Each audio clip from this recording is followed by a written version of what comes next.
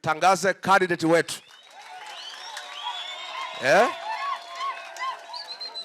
Candidate wetu katika by election ambayo inakuja 14th of May ni huyu Vincent Kibet Rotich. Sasa mjue ya kwamba maneno imeisha. Unajua walitisha watu hivi ya madogo ndogo, lakini chama hawezi tishwa na Ruto ni ya DCP. Si mnajua? Kwa hivyo tunajua ambaye huyu, na nimemwambia huyu kijana ako na 37 years, alikuwa chief, anapendwa na watu. Nimemsikiza huyu ako na damu ya marehemu Ng'eno. Huyu kijana ako na ushujaa ya marehemu Ng'eno. Na huyu kijana nimemwambia atatishwa, asiogope. Atajaribu kupewa pesa, usichukue pesa kuuza jamii. Si ndio? Na ameniambia hawezi chukua pesa. Si amesema mbele ya wazee? Utatafutwa saa hii, Murkomen wataanza kutafuta wewe. Na Cheriot na pesa utaletewa hata milioni 100 wewe kijana. Unajua nilikuwa na candidate Banisa, alikuwa anaenda kushinda. Akaitwa na Ruto akapewa 100 million, akawacha kiti. Wewe kijana, nimekuambia mbele ya wazee, hata ukipewa 200 million, usiuse watu wenu. Usiweke pesa mbele ya kufanyia jamii.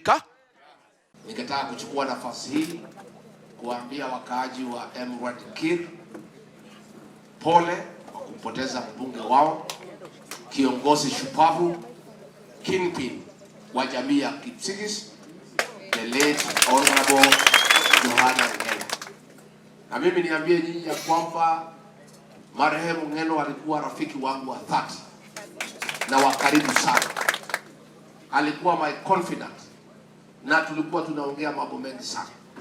Na mimi nilimheshimu sana kwa msimamo wake kutetea haki za jamii ya Kipsigis na jamii ya Wakalenjin na Kenya nzima.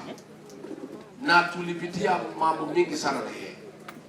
Na alikuwa ni kiongozi ako na msimamo kamili. Alikuwa si muoga, alikuwa hatishwi na hawezi nunua uoga. Na tulipendana kwa sababu hata mimi sinunui uoga na sitishwi. Na kwa hivyo nikiambia watu ya Emurua Dikirr pole, ni ombi langu kama nawezekana tupate kiongozi mwingine kama Ng'eno ambaye atasimama na haki, atatetea watu wa sehemu hiyo na kufuata maneno yao. Watu ya Emurua Dikirr wameumia zaidi, hasa mashamba yao kunyakuliwa na kuibiwa na kuuawa na kupigwa risasi. Na hiyo ni maneno hatuwezi kubali. Na nyinyi mkifanya makosa, mchague kiongozi wa Yesa wa Kasongo, umepata shida. Na ile mtu nasikia ameletwa pale na UDA ni mtu ya Yesa. Si ndio? Si mko na matatizo? Sasa huyu hawasaidia nyinyi. Huyu Kasongo ameunga yeye mkono kutoka 2013. Mkamwangusha.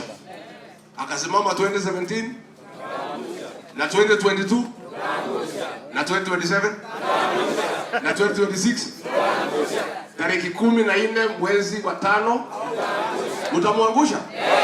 Si aliangushwa na nyinyi? Kuna bahari mumeenda? Si mko tu? Si nyinyi ndio mliangusha hii mtu ya Ruto? Hata kuuliza Inspector General of Police, tangu huyu Kimani Ichung'wah atoe vitisho publicly, Deputy President akiwa amekaa hapo, hakuna hatua amechukuliwa, hajaambiwa andike taarifa. Sasa nilisikia juzi ati DCI vile nimesema 500 million imeibiwa, anasema ati ninatakiwa nijibu. Imetokea ya kwamba hiyo deal ya mafuta ilikuwa approved by National Security Advisory Committee. DCI anakaa kwa hiyo kamati. So yeye atachunguzwa na nani? Yeye mwenyewe ako kwa hiyo kamati. Ndio walipitisha hii scandal ya mafuta. Tena tunauliza we DCI, eleza wa Kenya kwa inventory pesa ngapi ilikuwa recovered kwa kila boma. Na ueleze hiyo pesa iko wapi. Pana toa vitisho. Explain what we have asked you. How much was recovered from these suspects? Each suspect. And is that money safe? Has it been recorded kwa inventory? Is it in the OB? Is it in your custody? Answer those questions. Don't threaten anybody. In any case, you sat in NSAC where it was approved. So unless you want to investigate yourselves, you must step aside. You cannot investigate that matter because you are part of the team that approved that scandal. Already Wandai amesema 2.9 billion imepotea. Hii Kenya imeibiwa, hata hii Kenya iko na nguvu. Ile wizi iko kila siku. Every day wanaiba 3 billion. Hata hii Kenya ni nchi iko na nguvu ya kwamba haijaisha. So Bwana DCI, please, you sat in the committee that approved that deal. Before you issue threats to leaders, can you tell us who will investigate you because you sat in that committee? How can you investigate yourself? And again, we are asking you very valid questions. How much was recovered from the suspects? Was it recorded in the inventory? Is it recorded in the OB? Where is the exhibit? Can you confirm and assure the people of Kenya that the 500 million so recovered is safe? And what is happening? So tuache mambo ya vitisho. Tusaidie Kenya yetu, and all those public servants wamepewa nafasi ya kufanya kazi. Mfanye ile kazi ambayo mmepewa. Ya kwamba Rigiji mtoto ya Maumau ana shida yeyote na jamii ya Wakalenjin. Mimi niko na shukrani kabisa kwa jamii ya Wakalenjin kwa sababu walinipigia kura mimi nikakuwa naibu wa rais. Mimi nitaitwa naibu wa rais wa pili mpaka siku nitakufa kupitia kura ya Wakalenjin. Na mimi nataka niseme asante. Mimi na watu wa Mlima tumekosana na mtu mmoja peke yake. Hatujakosana na jamii ya Wakalenjin. Sisi na jamii ya Wakalenjin tunapendana na tutakaa pamoja kama madugu. Na hatutaki makosa ya mtu mmoja ibebwe na jamii. Kila mtu abebe mzigo yake. Huyu Kasongo akiua watoto ya Gen Z, Wakalenjin walikuwa hapo? Hii mali ya Kenya amepora, mlikuwa hapo? Hii mali amepora ya Kenya ameletea nyinyi? Akiuza Safaricom alimugawia? Akichukua Fuliza aligawana nyinyi? Hatutaki jamii kubebeshwa shida ya mtu mmoja. Kila mtu abebe msalaba yake kama William Kipchirchir Arap Ruto.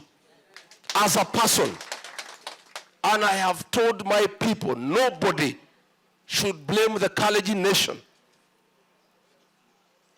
for the problems William Ruto has brought to the Republic of Kenya. His failed leadership is as a person, is not the community that has failed.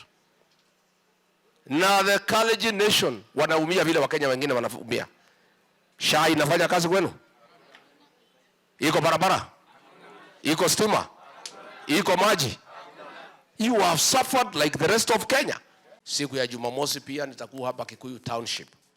Huyu mheshimiwa anaitwa Ichong'wa amesema ati atapiga watu hapo, anapaga fujo, ametumwa na Ruto ati Wakikuyu wapigana na Wakikuyu. Mimi namwambia wewe mheshimiwa, sisi tunakuja Jumamosi, wewe panga, kwa sababu sasa pahali imefika hakuna mtu ako na mtoto kwa mgongo. Tuache hiyo maneno, tuache vitisho. Kenya nchi huru na Kenya inaongozwa na katiba. Na Kikuyu constituency is part of Kenya. The MP who is a leader of majority cannot threaten to unleash violence on innocent Kenyans, to destroy property, to beat women. That is retrogressive. Na mheshimiwa Ichung'wa nimekuambia mara mingi na usikii. Huwezi lazimisha watu ya Mlima kupigia Ruto kura. Mbebeleze watu. Muongee na watu polepole. Muwafanyie kazi ile mliahidi. Muweke hao pesa kwa mfuko. SHA ianze kufanya kazi. Muweke madawa kwa hospitali. Mlipie watoto school fees. Hiyo ndio njia ya kutafuta kura. Kutuma ati wahuni kupiga watu, you are wasting your time. Ukipiga watu hata ndio mtaharibu zaidi. Hakuna hiyo maneno, hatutaki.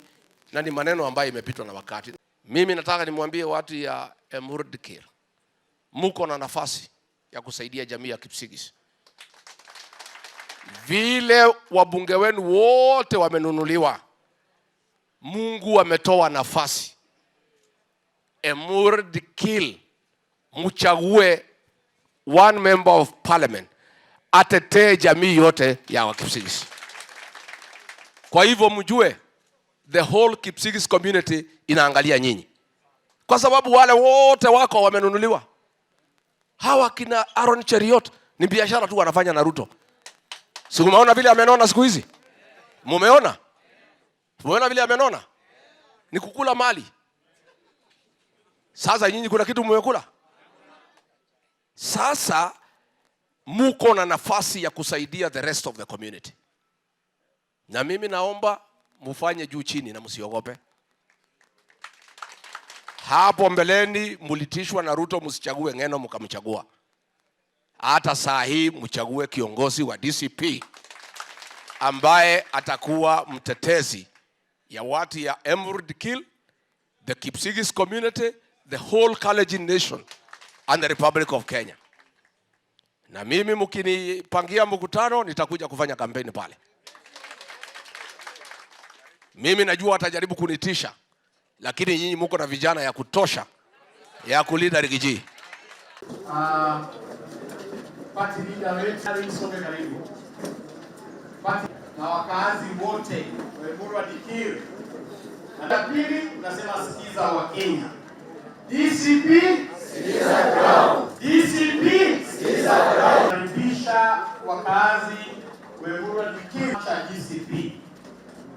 Na leo tumekuja hapa Ng'eno na tukamlaza mwezi uliopita.